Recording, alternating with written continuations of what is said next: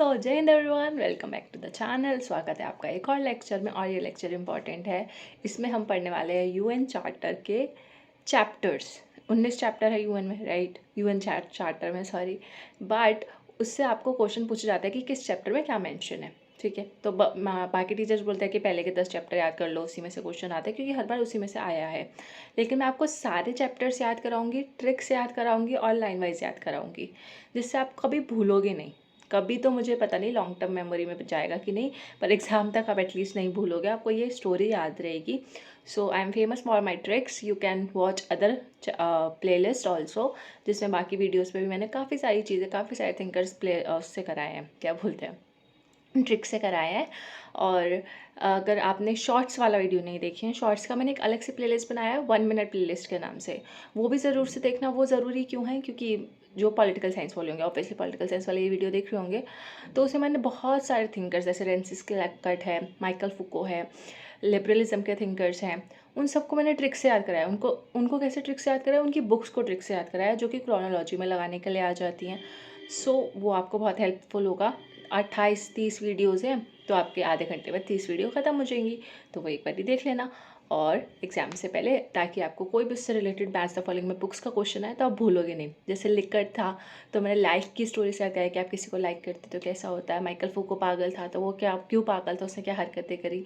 सो वैसी वैसी चीज़ें, ठीक है? तो ऑफेंड किसी को नहीं होना है, बट ये एक ट्रिक है आपको याद कराने के लिए। Let's begin. सो ये दो क्वेश्चंस आपको प्रीवियस ईयर पेपर में देखने को मिले होंगे, अगर जिन्होंने पुराने पेपर सॉल्व करे हैं, जिन्होंने पहले अटेम्प्ट दिया है। यूएन से हर बार आईआर से हमेशा क्वेश्चन आता ही आता है। तो आज के लेक्चर में जो टॉपिक हम करने वाले हैं यूएन चार्टर से रिलेटेड, उस टॉपिक से आपके काफी क्वेश्चंस में हेल्प होगी, क्योंकि जैसे जो स्टेटमेंट वाले क्वेश्चन होते हैं उसमें से कुछ स्टेटमेंट ऐसी होती हैं जो आराम से सॉल्व हो जाती है अगर आपको चैप्टर्स या उनके आर्टिकल्स के बारे में पता हो। प्लस ये चैप्टर वाइज क्वेश्चन भी आता है कि किस चैप्टर में क्या मेंशन है, और ये सिर्फ एक इकलौता क्वेश्चन नहीं है। इससे पहले 2018-19 में भी ऐसे क्वेश्चन पूछे गए हैं, और ये तो लेटेस्ट 2023 वाला ही क्वेश्चन है। सो ये दो क्वेश्चन आप एंड में सॉल्व करना, ठीक है? अभी सॉल्व नहीं करा रही, एंड में सॉल्व कराएंगे। पहले हम ट्रिक्स याद करेंगे, फिर आपको खुद पता चलेगा, अच्छा जो आपने आज कराया उससे मैं ये क्वेश्चन सॉल्व कर पा रहा हूँ या कर पा रही हूँ। So let's begin. तो चार्टर की बात करें तो चार्टर जो है यूएन चार्टर, उसमें कितने, एक प्रियम्बल है जो शुरू होता है we the people of United Nations. अगर कभी लिखा हो पेपर में we the people of UN, तो वो गलत होगा। पूरा लिखा हुआ है we the people of United Nations से शुरू होता है प्रियम्बल। और इसमें 111 आर्टिकल्स है और 19 चैप्टर है। तो 19 चैप्टर ही 111 आर्टिकल्स में बटे हुए हैं। सो पढ़ते हैं एक एक करके। तो पहला चैप्टर है हमारा पर्पसेस एंड प्रिंसिपल्स। क्या है? Purposes and principles. तो इसकी ट्रिक क्या है? ऑब्वियसली जब भी कोई ऑर्गेनाइजेशन बनेगी, जब यूएन इतनी बड़ी ऑर्गेनाइजेशन है, तो ऑब्वियसली वो अपने क्या करेगी, सबसे पहले अपना पर्पस बताएगी और प्रिंसिपल्स बताएगी कि मैंने जो यूएन बनाया है, ये यूएन बनाने का पर्पस क्या है और इसके क्या क्या प्रिंसिपल्स हैं। तो ये तो हो गया हमारा कॉमन सेंस बेस्ड कि चैप्टर 1 में क्या मेंशन होगा। और दो ही चीजें, एक दो आर्टिकल्स है, पहले आर्टिकल में पर्पस लिखा हुआ है, दूसरा आर्टिकल में क्या लिखा हुआ है, प्रिंसिपल्स लिखा हुआ है। तो ऐसे में आर्टिकल भी याद होगा कि पहले जो चैप्टर है उसमें सिर्फ दो आर्टिकल्स आते हैं, आर्टिकल 1 और आर्टिकल 2। तो 1 है पर्पस के लिए, 2 है principles of UN. Second chapter है मेंबरशिप। अब उन्होंने यूएन वालों ने क्या किया, आपने पर्पस बता दिया, प्रिंसिपल बता दिया, बेसिक्स बता दिया। मतलब जैसे हम सबसे पहले इंट्रोडक्शन लिखते हैं ना, तो वैसे इंट्रोडक्शन में हम क्या बताते हैं, पर्पस और प्रिंसिपल्स। फिर मेंबरशिप के बारे में उन्होंने चैप्टर नंबर 2 में बताया कि हमारे कितने मेंबर्स होंगे। तो अब सबसे इंपॉर्टेंट सेकंड मुद्दा क्या होगा प्रिंसिपल्स और पर्पस के बाद, कि यूएन जो है उसको उसके मेंबर्स कितने होंगे। सबसे इंपॉर्टेंट मुद्दा यही होगा मेंबर्स का, कि कितने मेंबर्स होंगे। तो ये चैप्टर 2 में जो सबसे इंपॉर्टेंट मुद्दा था, सेकंड मोस्ट इंपॉर्टेंट, वो था मेंबरशिप, आर्टिकल 3 से 6 तक। फिर चैप्टर थर्ड में हमारी ऑर्गन्स। ठीक है, अब मेंबर्स हो गए। अब मेंबर्स का आप ऐसे मान लो कि मेंबर्स है, मेंबर क्या है, एक ह्यूमन बींग है। तो ह्यूमन बींग की क्या होती है, अलग अलग ऑर्गन्स होती है। वैसे एक यूएन क्या है, एक ऑर्गेनाइजेशन है जिसकी अलग अलग ऑर्गन्स है, जिससे ऑर्गन से भी कितने क्वेश्चन आते हैं, तो वो भी आपको लास्ट में बताऊंगी। तो इसी में आपको याद भी हो जाएंगे। तो आर्टिकल 7 से लेकर 8 में है ऑर्गन्स। तो आर्टिकल्स इतना याद करना इंपॉर्टेंट नहीं है, अगर आपको इनका सीक्वेंस भी याद हो गया ना, कि पहला चैप्टर कौन सा है, दूसरा चैप्टर कौन सा है, तो आप आर्टिकल्स का अंदाजा लगा लोगे। अभी आप सोच रहे हो कि मैम याद नहीं हो रहा, अभी याद होगा जब तक मैं पूरी कहानी नहीं बता देती। फिर होगा chapter number 4, the general assembly. अब पहले 3 चैप्टर तो आई गेस सबको याद हो गए होंगे। पर्पस, सबसे पहले पर्पस और प्रिंसिपल्स बताया, फिर मेंबरशिप बताई भाई कितने मेंबर्स है। अब मेंबर्स की ऑर्गन्स के बारे में आप बता रहे हो कि एक मेंबर है, ठीक है, यूएन का, और उसकी 5 ऑर्गन्स हैं। 5 ऑर्गन्स हैं, एक आंख है, एक नाक है, ये है, को है, ठीक है। तो ये हो गया फनी सा इलॉजिकल सी बातें। चलो अब चैप्टर नंबर 4 से हमारी शुरू होती है मेन कहानी। ऑर्गन, सबसे पहले ऑर्गन की अगर बात करें, यूएन की पहली ऑर्गन वो है जनरल असेंबली। तो हम अगर कोई, आप किसी से बातचीत करते हो ना, पहली बार आप मिलते हो किसी से या इनफॉर्मली भी बात कर रहे हो, तो आप पहले जनरल बात करते हो, इधर उधर की बातें करते हो कि आज का मौसम कैसा है, ये कैसा है, फिर आप मुद्दे पे आते हो। ऐसे तो है नहीं जाती आप सीधा मुद्दे पे आ जाओगे, है ना, कि भाई मैं तो तेरे से मिलने आया हूँ, मेरे को पैसे की जरूरत है, मेरे को उधार चाहिए, ऐसे तो करोगे नहीं। पहले आप इधर उधर की बातें करोगे, और क्या चल रहा है, कैसा कैसा चल रहा है, फिर आप मुद्दे की बात करोगे। तो सबसे पहला चैप्टर क्या हुआ इससे, जनरल असेंबली। पहले आपने जनरल आसपास की बातें करी, और असेंबली, ठीक है, तो जनरल असेंबली आपको वैसे याद रह जाएगा। यहाँ पे आर्टिकल है 9 से लेकर 22 तक। तो ऑर्गन्स में कितने हैं, 7-8 ऑर्गन्स है, और मेंबर कितने हैं, 3-6 मेंबर्स हैं, ऐसे याद रख लो। 3-6 मेंबर है, 7-8 ऑर्गन्स है। अगर आपसे किसी ने पूछ लिया अच्छा बताइए यूएन के कितने मेंबर और ऑर्गन्स है, ये रियलिटी नहीं है, ठीक है, कहीं आप सोचो कि हाँ 3-6 मेंबर्स हैं, ऐसा नहीं है। तो मैं इसे याद कराने के लिए बता रही हूँ कि हाँ भाई 3-6 मेंबर्स है और 7-8 ऑर्गन्स है। और मेरी आवाज पे फोकस करना, आंख बंद करो, मेडिटेशन करो, और सिर्फ मेरी आवाज पे फोकस करो, ठीक है, क्योंकि मैंने कैमरा तो ऑन किया नहीं है। सो आपको आवाज पे फोकस करना है, और हाँ आंख बंद नहीं करनी, नहीं तो फिर आप कंटेंट कैसे देखोगे, राइट। तो जनरल असेंबली हो गया। जनरल असेंबली के बाद हमारा आता है सिक्योरिटी काउंसिल। अच्छा, अब जनरल असेंबली हो गई, तो अब असेंबली की सिक्योरिटी की भी जरूरत है। आपको ये याद हो गया कि हमने मिलते ही ऑर्गन्स की बात करी, ऑर्गन्स के बाद सीधा हम जनरल बातें करने लग गए आपस में। और फिर सबसे इंपॉर्टेंट क्या है, अब असेंबली, जनरल असेंबली की सबसे इंपॉर्टेंट चीज है उसकी सिक्योरिटी। तो जनरल असेंबली की सिक्योरिटी के लिए यूएन वालों ने बनाई सिक्योरिटी काउंसिल। और सिक्योरिटी काउंसिल के जो मेंबर्स होते हैं, वही जनरल असेंबली के मेंबर्स का रिकमेंड भी करते हैं, ये भी आपको पता होगा। तो सिक्योरिटी काउंसिल बनाई जनरल असेंबली के लिए, कि जनरल असेंबली की सिक्योरिटी के लिए हम सिक्योरिटी काउंसिल बनाते हैं। इसमें 23 से 32 मेंबर। तो अगर आपको 23 याद है और 23 का उल्टा कर दो तो 32, 3 पहले आ गया और 2 बाद में, तो 23 का उल्टा 32, 23 32 22, 23 32। तो अगर आपको यहाँ पे 22 तक भी याद है, तो 22 के बाद आपको पता है 23 आता है, और 23 का उल्टा किया 32। तो सिक्योरिटी काउंसिल काउंसिल के आर्टिकल्स भी याद हो रहे हैं हमें, साथ साथ सब आर्टिकल्स याद नहीं करने, हो रहे हैं तो ठीक है, नहीं तो कोई बात नहीं। फिर चैप्टर 6, चैप्टर 6 में आता है पैसिफिक सेटलमेंट ऑफ डिस्प्यूट्स। अच्छा, पैसिफिक का क्या मतलब होता है, पैसिफिक का मतलब होता है पीसफुल, ठीक है। तो पीसफुल सेटलमेंट लिखा हो, sorry, peaceful settlement of disputes लिखा हो या फिर पैसिफिक सेटलमेंट ऑफ डिस्प्यूट्स लिखा हो, एक कोई गल है, एक ही बात है मतलब, ठीक है। तो सिक्योरिटी काउंसिल क्यों बनाई जाती है, अब आप खुद सोचो, अब हम स्टोरी याद कर रहे हैं धीरे धीरे। सिक्योरिटी काउंसिल इसलिए बनाई गई क्योंकि हमें पैसिफिक सेटलमेंट ऑफ डिस्प्यूट्स करना था। सिक्योरिटी काउंसिल का काम क्या होता है कि भाई किसी की सिक्योरिटी को अगर हमने लेकर आना है, तो हमें पीसफुल चीजें करनी है। जो भी डिस्प्यूट्स हो रहे हैं, जो भी कन्फ्लिक्ट्स हो रहे हैं, उन कन्फ्लिक्ट्स को पीसफुल तरीके से रिजॉल्व कराना है। तो यही सिक्योरिटी काउंसिल का काम होता है। तो चैप्टर 6 किसके बारे में है, इसी के बारे में है। देन बात करते हैं, इसको रब करेंगे और बात करेंगे नेक्स्ट चैप्टर की, जो कि है हमारा actions with respect to threats to peace, breaches of the peace and the acts of aggression.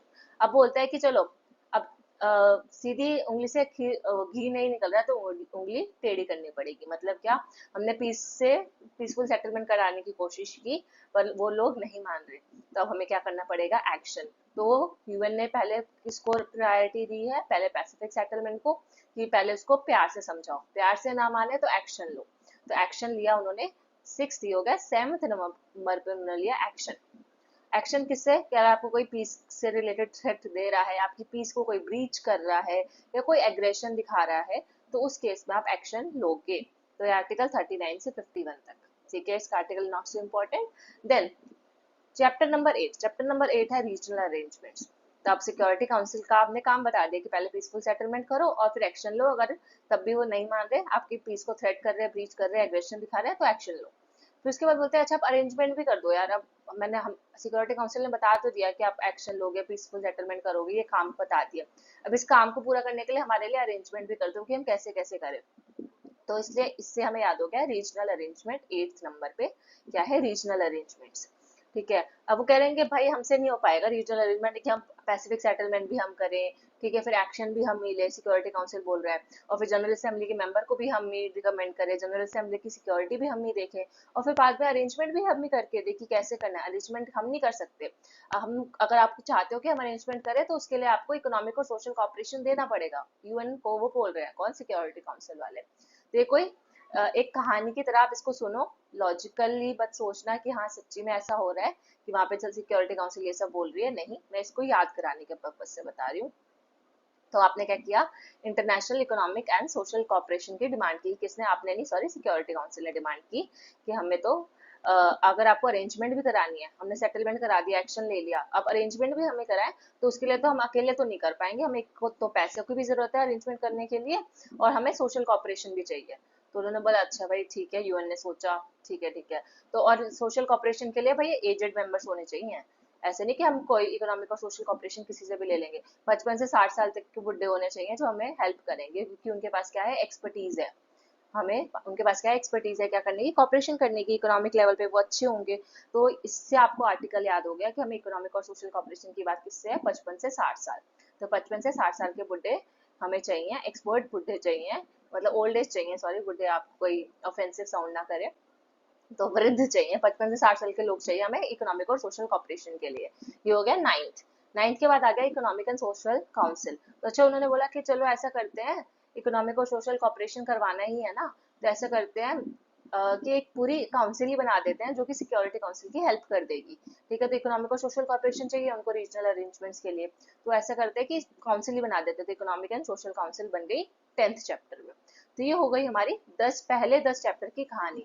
I hope आपको याद हो गया होगा, एक बार हम रिवीजन कर लेते हैं, फिर 11वें चैप्टर से हम नहीं नहीं कह रही हूँ, नई कहानी शुरू करेंगे, मतलब न्यू कहानी शुरू करेंगे, ठीक है। तो पहली कहानी यहाँ होती है खत्म, जिसमें हमने सबसे पहले बात की कि हमें पर्पस और यूएन ने सबसे पहले अपना पहले चैप्टर में अपना पर्पस और आर्टिकल बताया, उसमें सिर्फ 2 ही आर्टिकल की उनको जरूरत पड़ी, एक आर्टिकल में पर्पस, एक आर्टिकल में प्रिंसिपल।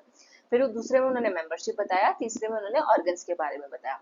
तो ये प्रायोरिटी वाइज कि पहले मेंबर्स होंगे, फिर मेंबरशिप की तो ऑर्गन्स होगी, ऐसे थोड़ी है कि किडनी लीवर आप पढ़ रहे हो, पहले एक आप ह्यूमन बींग पढ़ते हो और फिर ह्यूमन बींग की ऑर्गन्स पढ़ते हो, तो पहले मेंबर्स हो गए फिर ऑर्गन्स हो गए। फिर हमने शुरू किया 4th चैप्टर से अपनी कहानी, ठीक है, पहले 3 चैप्टर हमने पढ़ लिया, चौथे चैप्टर से हमने कहानी शुरू की कि हमने जनरल बातें शुरू करी, मतलब आपस में जब मिलते हैं तो जनरली बातें करते हैं, तो जनरल असेंबली सबसे पहले आई, तो यूएन वालों ने भी क्या किया, सबसे पहले जनरली बातें करना शुरू किया, ठीक है, और जनरल असेंबली बनाई, और फिर उसकी सिक्योरिटी के लिए काम करने के लिए कि जनरल असेंबली है, असेंबली पे कोई बम वगैरह ना फेंक दे, जैसे भगत सिंह राजगुरु वगैरह थे, उन्होंने असेंबली पे बम फेंक दिया था ना पार्लियामेंट में, तो ऐसा कुछ ना हो हमारी असेंबली के साथ, तो हम उसकी सिक्योरिटी के लिए काम करते हैं, सिक्योरिटी काउंसिल बनाते हैं। फिर उसके आगे वाले 2 चैप्टर में, 5वें चैप्टर में सिक्योरिटी काउंसिल बनाई, ठीक है, पांच, आप 5 को सिक्योरिटी काउंसिल को ऐसे भी याद कर सकते हो कि सिक्योरिटी काउंसिल में क्या है, 5 परमानेंट मेंबर्स है, और अभी परमानेंट मेंबर्स हैं, जिसकी अभी जो करंट अफेयर्स है, करंट अफेयर्स में न्यूज भी आई थी यूएनएससी से रिलेटेड कि इसकी मेंबरशिप को बढ़ाया जा रहा है। तो आईआर का जो करंट अफेयर वाला पार्ट है उसमें मैंने आपको पढ़ाया है, इसी के नीचे आपको लिंक में प्लेलिस्ट का लिंक मिल जाएगा, तो वहाँ पे आप देख लेना, सिक्योरिटी काउंसिल से related current affairs, not security council से रिलेटेड, आईआर से रिलेटेड, 15 मिनट का वीडियो, आपके करंट अफेयर्स अच्छे से हो जाएंगे। तो फिर सिक्योरिटी काउंसिल के हमने 2 मुद्दे देखे कि पहले वो पीसफुल सेटलमेंट कराएगा और उसके बाद वो एक्शन लेने की कोशिश करेगा, अगर प्यार से नहीं मानते हैं तो एक्शन लेंगे। फिर उसको बोला कि चलो यार अरेंजमेंट भी कर दो, तो कहता है अरेंजमेंट में तो मैं अकेला नहीं कर पाऊंगा, इकोनॉमिक और सोशल कॉपरेशन की जरूरत है। तो उसने बोला चलो इकोनॉमिक और सोशल कॉपरेशन करानी है तो इकोनॉमिक और सोशल काउंसिल बना देते हैं।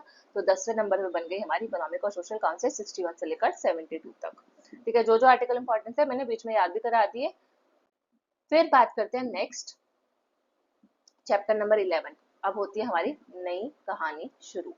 तो चैप्टर 11 से हम बात करते हैं declaration regarding non self governing territories. अब वो कहानी खत्म हो चुकी है, अब कहते हैं कि अच्छा ऐसी भी तो टेरिटरीज हैं, यूएन सोचता है कि भाई ऐसी भी तो टेरिटरीज है जो अपने आप को खुद गवर्न नहीं कर सकती, वो अपने आप को खुद नहीं चला सकती, क्योंकि क्यों क्यों नहीं चला सकती, क्योंकि वो अभी अभी कॉलोनाइज्ड थी, ठीक है।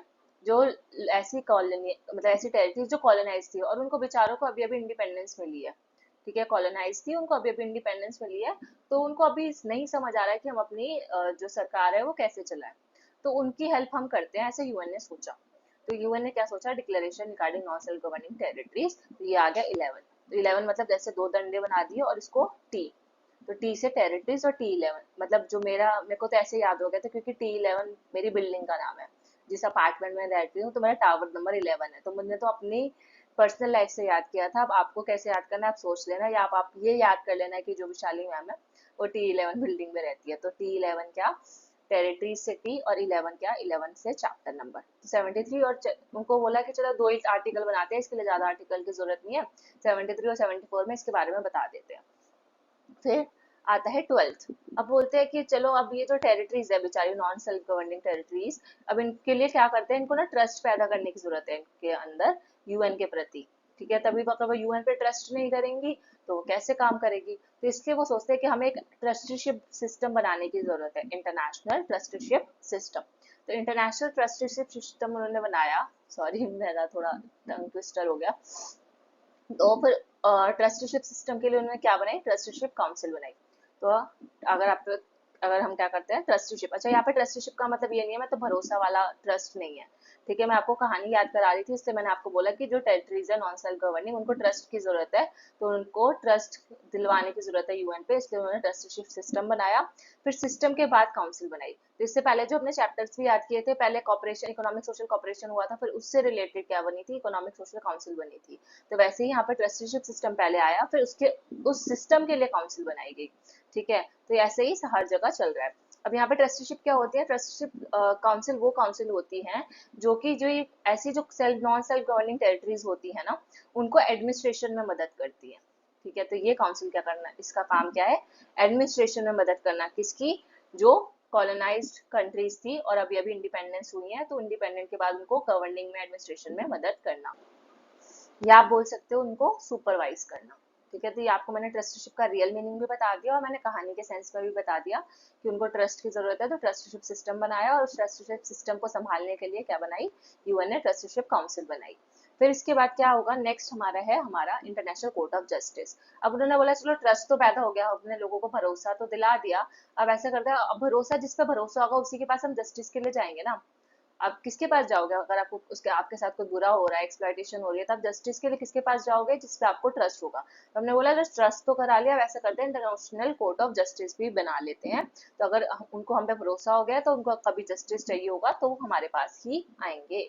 सो ये मेरी खुद की ट्रिक है, मैंने कहीं से सीखी नहीं है, मैं ऐसे ही याद करती हूँ अपने ज्यादातर कॉन्सेप्ट्स। तो इंटरनेशनल कोर्ट ऑफ जस्टिस हमारा हो गया यहाँ पे क्या, 11, 12, 13, 14।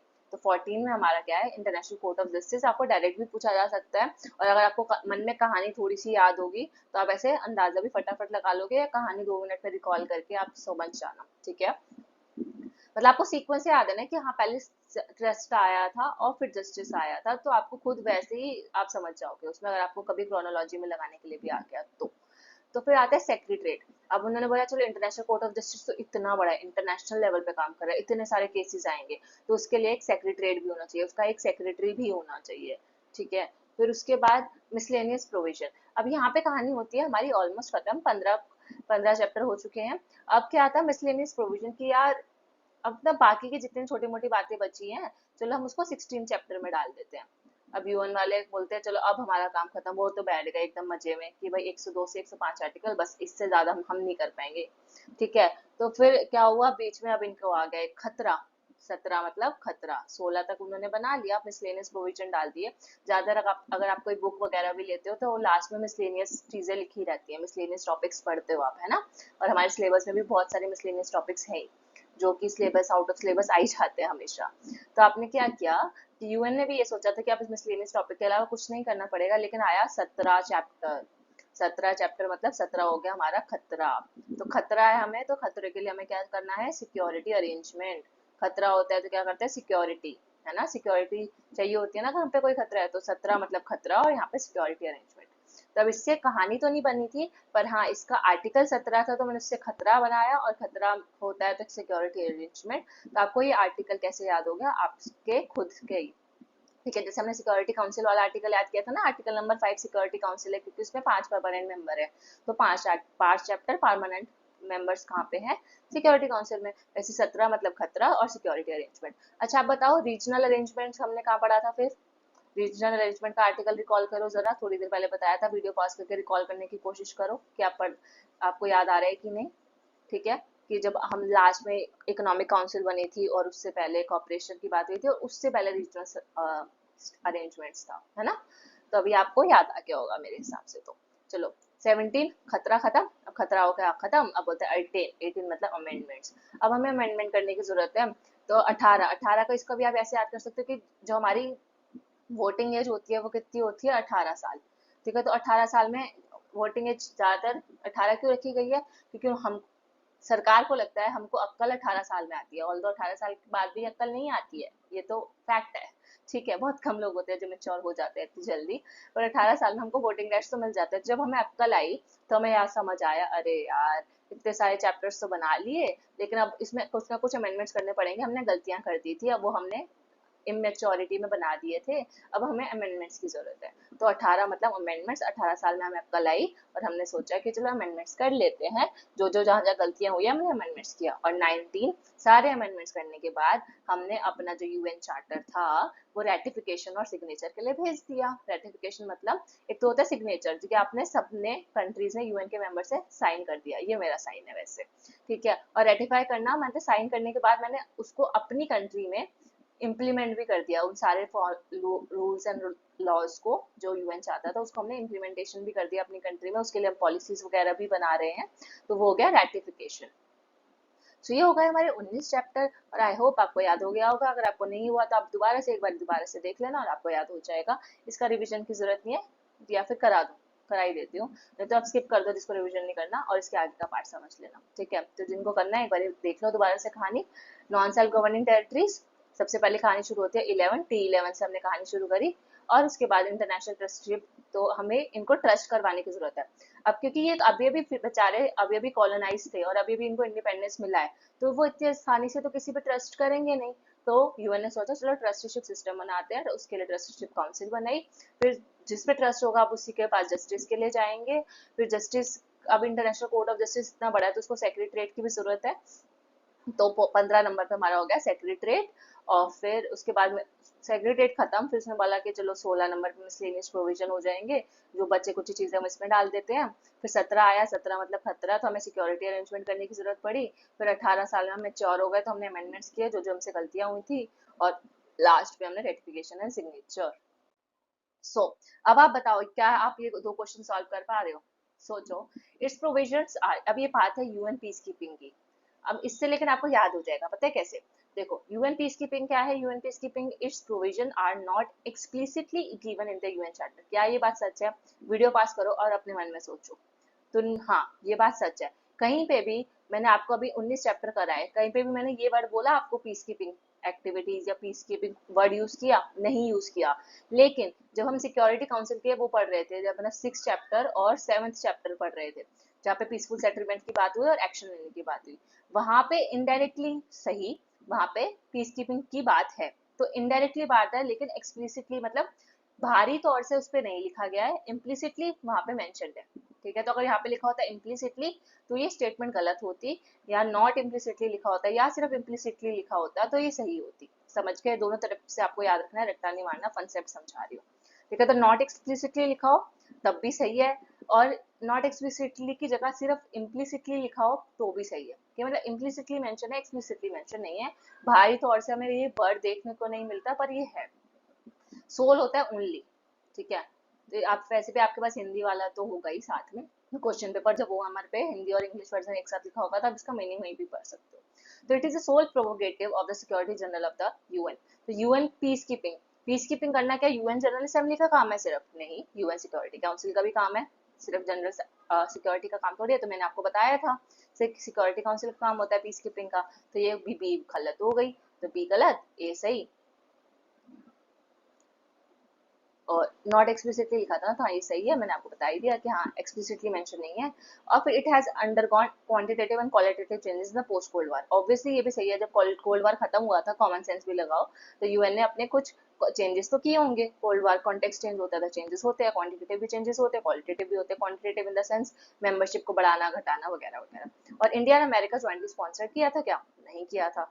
ये भी आप कॉमन सेंस से हो सकते हो कि क्यों यूएन में, इंडिया, यूएन इतनी बड़ी तो ज्यादातर डेवलप कंट्रीज आएंगी वहां पे, तो क्यों इंडिया और अमेरिका ज्वाइंटली स्पॉन्सर क्यों करेगा यूएन की पीस कीपिंग एक्टिविटीज को? तो ये गलत। तो हमारा ए और सी हो गया इसका सही आंसर। तो हमने सिर्फ चैप्टर्स पढ़े, लेकिन उससे हमने अंदाजे से निकाल लिया, क्योंकि जो इसमें ऑप्शंस दे रखे थे, ऑप्शंस मैंने यहाँ पे मेंशन नहीं किए, उसमें ऑप्शन भी दो दो ही थे, ए सी, ए बी, डी सी, तो दो दो ऑप्शन का एक ग्रुप था, तो आराम से आप निकाल सकते थे। ये भी हमारा पी वाई क्यू है। यहाँ पे अब आपको समझ आ गया chapter 7। Chapter 7 peace making procedure से रिलेटेड है कि नहीं, पीसफुल सेटलमेंट ऑफ डिस्प्यूट्स। तो चैप्टर 7 में हमने पीसफुल सेटलमेंट की बात, तो सॉरी चैप्टर 6 में हमने पीसफुल सेटलमेंट की बात की थी, क्योंकि 5th में तो हमने सिक्योरिटी काउंसिल की बात की थी ना, और 6th में पीसफुल सेटलमेंट की बात की थी, तो ये हो गया हमारा सही। चैप्टर 8 में क्या पीस कीपिंग एक्टिविटीज है ही नहीं, ये ऐसा कोई वर्ड ही मेंशन नहीं है, तो ऐसा कोई वर्ड ही नहीं है तो कोई चैप्टर तो छोड़ ही दो। फिर peace enforcement is given in chapter 7 for cohesive development of disputes. अगर हमें डिस्प्यूट्स का कोहेसिव सेटलमेंट करना है, एक होता है पीसफुल सेटलमेंट, और मैंने आपको बताया कि सिक्स में हमने प्यार से समझाने की कोशिश की, और 7th चैप्टर में हमने एक्शन लिए, तो ये वाला हो गया हमारा ऑप्शन नंबर सी एकदम सही। फिर चैप्टर नंबर 9 इकोनॉमिक कॉपरेशन से डील करता है, तो गलत। Chapter number 9 economic and social cooperation से डील करता है, और दूसरा बात अमॉन्ग स्टेट्स नहीं है, वो इंटरनेशनल लेवल पे है, ठीक है, इंटरनेशनल लेवल पे इकोनॉमिक और सोशल कॉपरेशन है, वहां पे कहीं पे भी अमॉन्ग स्टेट्स और मेंशन है? अगर आप 9 चैप्टर दोबारा जाओ फिर थोड़ा सा स्क्रॉल करके, तो वहां पे मैंने कभी भी स्टेट वर्ड नहीं बोला, इंटरनेशनल लेवल पे बोला है, तो ये आपका इसका भी ऑप्शन ए और सी है, और इसका भी ए और सी है, तो आपने सॉल्व कर लिया, वेरी गुड। चलो अब बात करते हैं principles organs of the UN. तो यूएन के चैप्टर में जो ऑर्गन्स मेंशन है, उसके अलावा जो मैंने 19 चैप्टर में जो जिन जिन की मैंने बात की, उसके अलावा और कोई ऑर्गन्स है नहीं। तो कभी और वैसे हर बार क्वेश्चन में कुछ ना कुछ आपको फंसाने के लिए 1 2 3 4 5 6 इन 6 ऑर्गन्स के अलावा बाकी किसी 7वां 8वां ऑर्गेनाइजेशन का नाम दे देता है और बोल देता है कि यूएन की ऑर्गन है, तो नहीं, प्रिंसिपल ऑर्गन सिर्फ 6 हैं। सिक्योरिटी काउंसिल, सेक्रेटरीट भी मैंने आपको बताया था, इकोनॉमिक एंड सोशल काउंसिल हमने पढ़ा, ट्रस्टीशिप काउंसिल पढ़ा, इंटरनेशनल कोर्ट ऑफ जस्टिस भी पढ़ा, और जनरल असेंबली हमने सबसे पहले 4th चैप्टर में पढ़ ही लिया था, और ये 5th चैप्टर में, तो ये हो गया।